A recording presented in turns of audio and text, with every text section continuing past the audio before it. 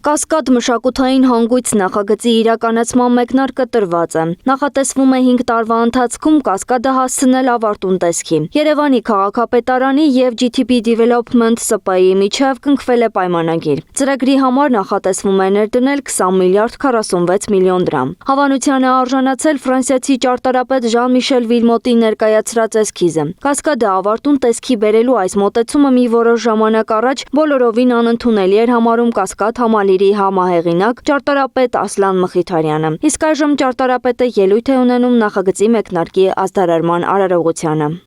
Արդիականացում ինձ համար նշանակում է, ասենք, որ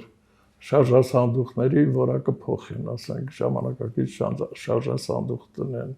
ապակիները փոխեն, եթե ուզում են ինչ-որ շինությանը ինչ-որ արդիականացնեն, իր արտաքին տեսքը փոխելով դա արդիականացում չի, դա պարզապես